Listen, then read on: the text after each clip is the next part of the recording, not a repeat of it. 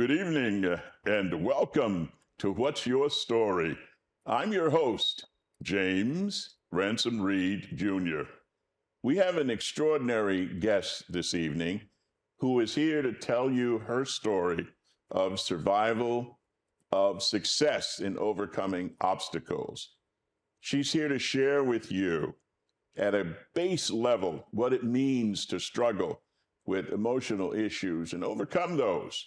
She's here to share with you because she believes that sharing her story with you can help you overcome whatever it is you're facing. She's an extraordinary young woman, and we are happy and proud and honored that she decided to come here today and share her story, her life's journey up to this point with you. Please welcome my guest, Danielle Myers Frierson, to the show. Danielle, welcome. Hey, Jim. How are you? I'm happy. You got to speak up. I think they'll hear you. There okay. you go. All right. I am well. You know, when I interviewed you prior to this taping, we had a very wonderful session in which you shared with me your growing up experience. Yes. And you told me about the struggles, and you owned your life and your struggles. You told me about being saved. You told me about your pride in your people and our culture. Yes. You shared all of that stuff with me. You share with me parenting, what that means to you and how important that is. But before we get to all that, and I assure you we will, why don't we start by telling the audience a little bit about you? Like, where were you born? I was born at Mount Sinai Hospital, right off of Blue Hills Avenue. I was born, we lived on Gillette Street, 82 Gillette Street, when I went home from the hospital, right down the street from Lydia Sigourney and Mark Twain's house. So I like to think that just being in that rich area of history, that's what inspires some of my work and my work ethic. So, yeah. Born right here in Hartford. Right here in Hartford in the North End. From 82 Gillette Street, we moved to Westbrook Village. Yes. And we lived at that corner house right on Albany Avenue and right before or after Thomas Cadillac. Oh, I remember that. Yeah. So right by the train. Yeah, right there's there. A college campus or something there now, yes, right? I believe it's the University of Hartford there. Yeah, so I remember Thomas Cadillac. Yes, I do. Okay. Yeah. Where did you go to school? Tell us about your schooling experience. Yes. From the earliest years up. Yes. So in, I guess, the preschool era, I went to Central Baptist right there on Main Street. And then I went to Annie Fisher. And then I went to Lewis Fox Middle for 7th grade. I was in Cluster X. And from there, I went to Sage Park Middle in Windsor, Connecticut. And I started high school at Windsor High School. And then I transferred from Windsor to Weaver High School. And I did the mornings at Weaver. And I did the afternoons at the Greater Hartford Academy of the Performing Arts. So I was in the half-day program. So what were you doing at the Academy for the Performing Arts? What were you doing there? At the Academy, I studied theater. At that time, you had to audition to get into that program. So I remember I wanted to do creative writing and theater. And I actually got into both of those academies, but I chose theater. So why theater? What does theater, did it give you the chance to what? People say, by theater, I'm assuming you mean acting. Acting. Yes, okay. Yes. Well, actors have a motivation why they want to be actors. Right. What was yours? What is yours? So just to take it back, and hopefully I wrap around. Sure. So the first time I acted was in the 2nd grade at Annie Fisher. The play was called A Man Who Loves to Laugh. And my 2nd grade teacher, her name was Dwayne Andrews. She made me practice and wear this really, really heavy African necklace. And I remember complaining about it all the time. But looking back on it, I'm grateful for her because she introduced our class to so many cultures and so many things. But I remember being the wife of the man who loved to laugh. And after the show, I heard a parent come into the bathroom and say, I hated the wife or whatever. She was so annoying. But even then, I couldn't understand why an adult was say that about a child, but it just made me think, hey, I did my job. Like, Right. that's what she enjoyed That's what was supposed to happen with your Right. character. So that was the first time that I ever acted in second grade. So when fast forward to high school, when I'm in the Greater Hartford Academy, it was just something that I could go to escape, like escape my reality, escape, you know, some of the things that I was dealing with as a youth and, you know, things of that nature. And it made me create like this safety around myself. And it gave me the, I guess, the power to be able to see other people's journeys and things in life. So that's why I chose theater.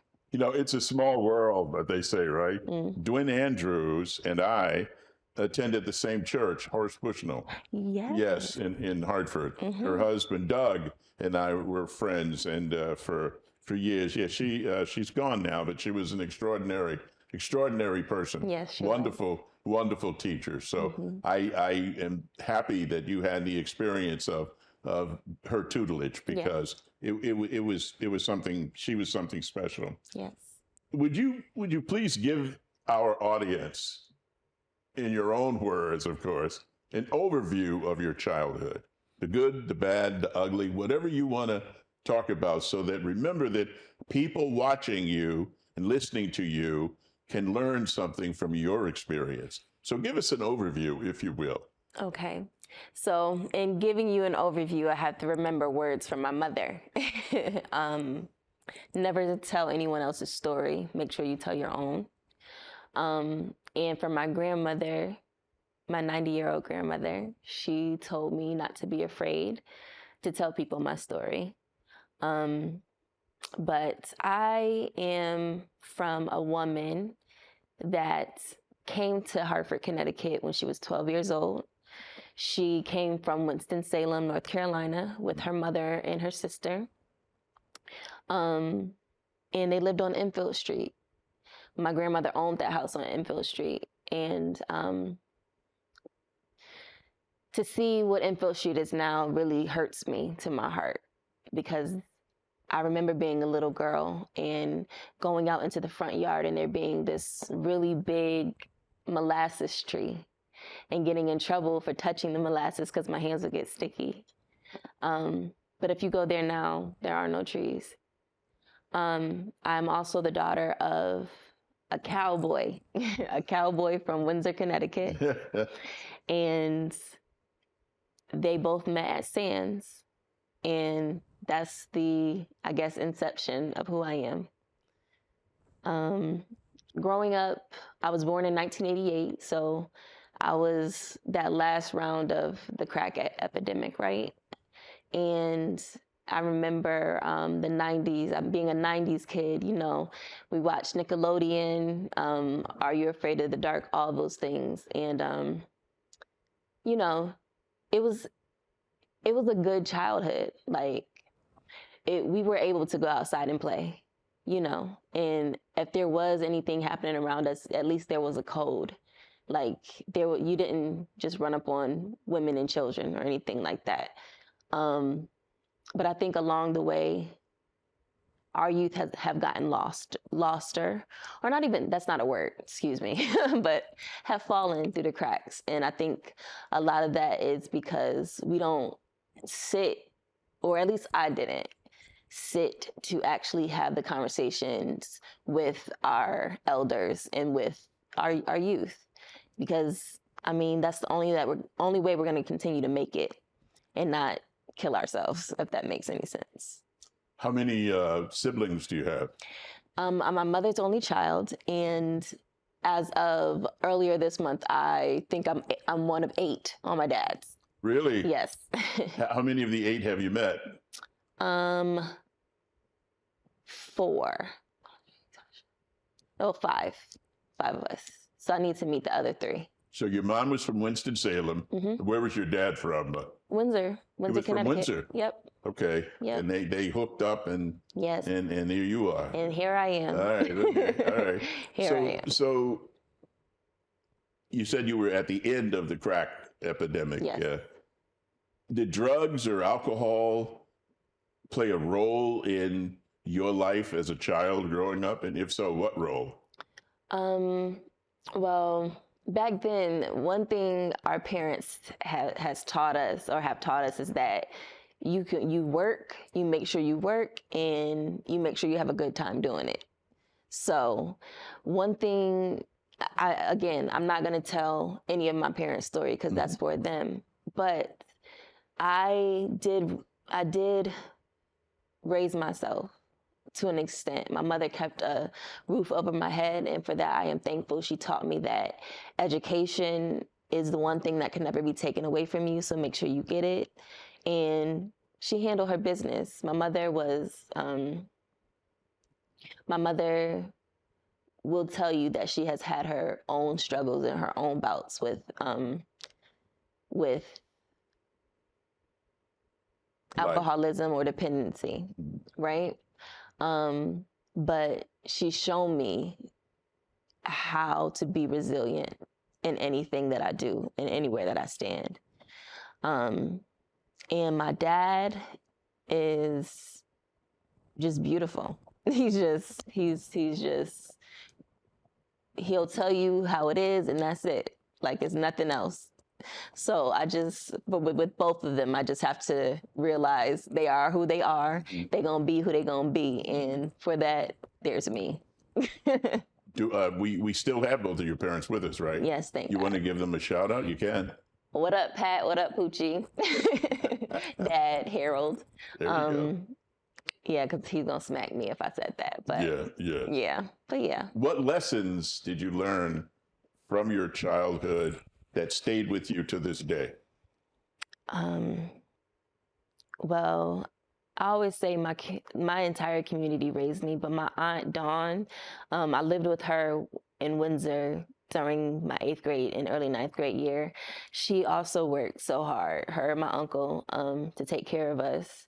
But from her, I learned, don't you ever go to bed with a plate in the sink.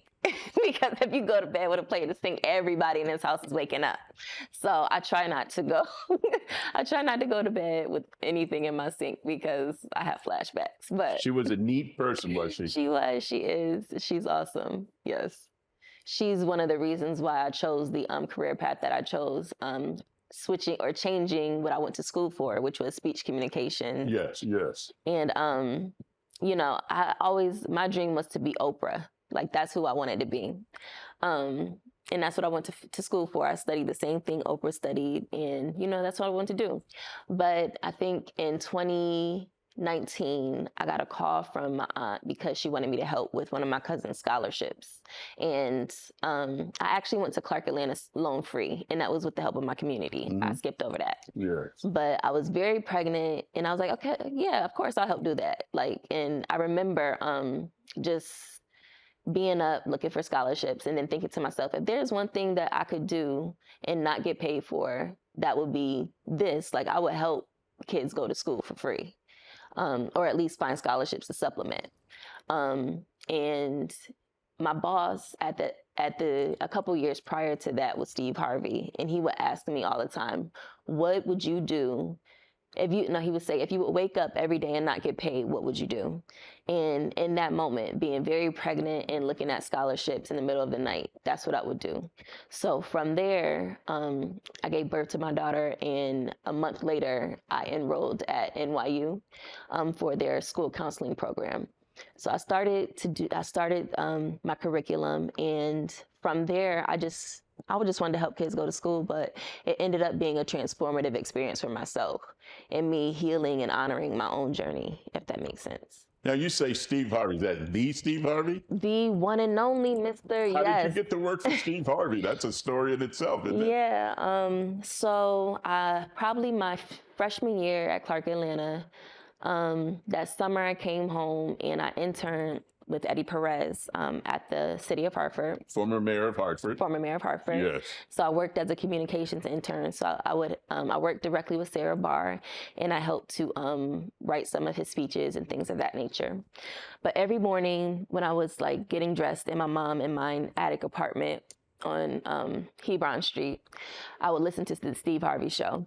And I remember like applying to a internship that year, the prior year, to be an intern for his foundation. Yes, yes. So I applied, and I didn't hear right back from her. But when I went back to school, the foundation director called me, and from there, I just started as an intern. And then I moved from the foundation to the radio side, to the production side, and yeah.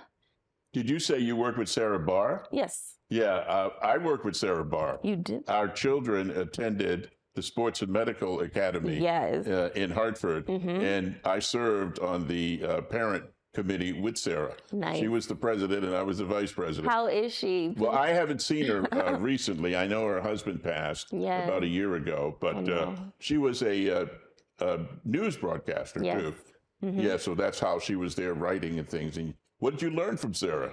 Oh, she taught me how to take out the pretty prose in my writing. She chopped me down every single time, but she made me better as a writer, and I would love to see her.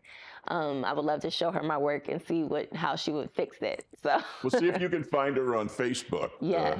And contact her. I think I found her on LinkedIn a couple years back. I'm gonna try. I don't know if she's still in Hartford or not. I know her daughter is probably not, but since the passing of her father, but it is a small world. I mean, the people you're talking about, I've worked with those people too. So, who had the most positive impact on your childhood and why?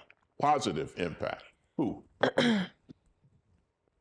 I can't narrow that down. Okay, all right. I mean, you trying to get me beat up? No, well, pick one or two. The most positive impact, probably first, I would say Leonard Epps.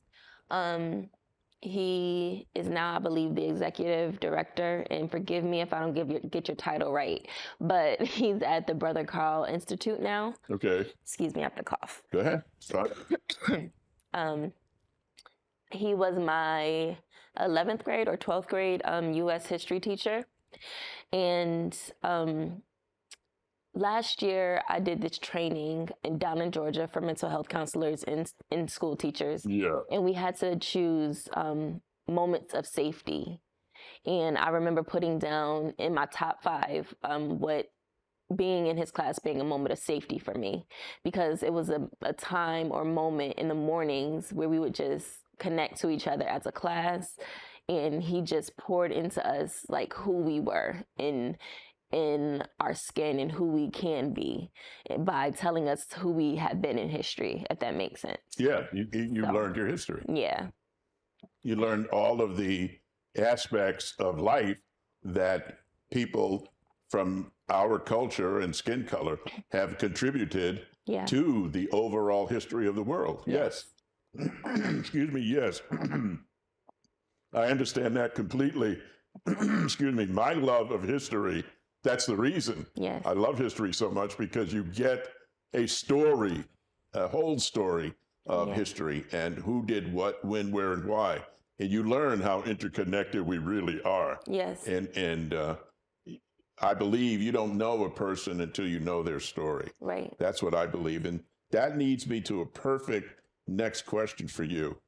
When you saw me out at the Ebony Horsewomen's establishment, I interviewed Patricia Kelly, and we talked about, by the way, if you don't know the Ebony Horsewomen, they're located on Vine Street in Hartford. Yes, 337 Vine Street. And why don't you tell them real quickly what that is? People may not know what the Ebony Horsewomen are. I can never do Mrs. Kelly's history justice, but I remember last April when I came home, because my mom had been sick, so I was back and forth from Atlanta to Connecticut. I remember just being lost, being very lost, my daughter in the backseat in her car seat, and needing a place of sanctuary. And Lord knows how I ended up on Vine Street for it. But I can't even say that, because Vine Street is another street that raised me too. So, but I walked through Keeney Park probably every day as a youth, right? And I had never seen this place. So I turned, 5 minutes. No, that's okay. I turned into this barn situation, and I took my daughter out on my hip, and I walked in, and I just remember being this very afraid little girl needing guidance, needing a mother. Yes. And Mrs. Kelly saw me, and she told me to come back on Monday. And from there, I've been attached to Ebony Horsewomen, and that is, she provides equine-assisted psychotherapy to our community, and also riding lessons to our community as well. They also have a summer camp too. Is it only for Black people? No, it's for all. Okay. Yes.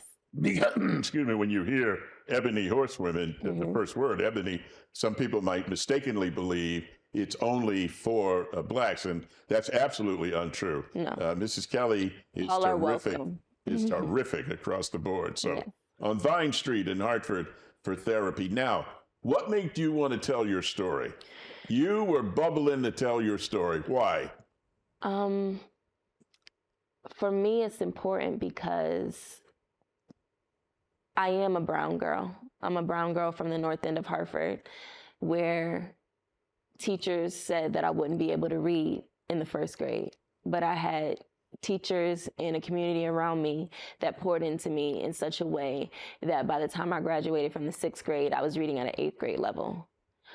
It's important for me to tell my story because while my mother and my father had struggles with addiction, they made sure through painful stories, through painful triumphs and trials, like, it's important to get your education, and that you must get your education by any means necessary. Yeah. And my community poured into me to the fact where I was able to go outside of Hartford, Connecticut and see more, and see that we're more than just these 4 walls that surround us. We can create the lives that we want, no matter what your journey is. No matter if you're from the north end of Hartford, where people try to demonize us and things of that nature, there are bright minds, there are bright artists, there are bright people that live there. They're more than just these zombies. We belong to somebody, and we are somebody. Wow, that was beautiful. Thank you. That was absolutely beautiful. Wow. Still, we have to prove over and over that we deserve to be at the table, huh? Okay. What challenges did you face? Tell us about that. Now we're getting to the core of the meat here. What challenges did you face personally? Okay, you told us that you had teachers who were biased, who thought you didn't have what it took to learn to read. Did you feel the sting of sexism? Did you feel the sting of racism? What? Did you feel the sting of geopolitics, where you came from is who you are? What challenges did you face? You know, I honestly don't think, looking back, that I even realized those things that were at play. The challenges you were facing. Until now. Yes. Because now I'm no longer living in that fairy tale that I created. You know what I mean? Yep. And again, like, my community kept me so protected. So protected. In a cocoon. Yes. And it's not until you, I guess, I'm going to mess up Maya Angelou's quote, but it's not until we often look at the beauty of the butterfly, but we never acknowledge the changes and things that that butterfly went through to become what she is, or what he is today. So I think now that I am an adult and being forced to grow up, right, because I have all these things, right? Yes. Yeah. Now I am able to give reverence to that that happened before, and try to give some direction to what we need to do in the future. Don't you go away. We're going to do part 2 of this. That's all the time we have for this part of the show. Please tune in for part 2 of my conversation with Danielle Myers Frierson and her journey of life and what she has overcome to be the woman she is today. I'm your host, James Ransom Reed Jr. Everybody has a story. What's yours? Until next time, good night.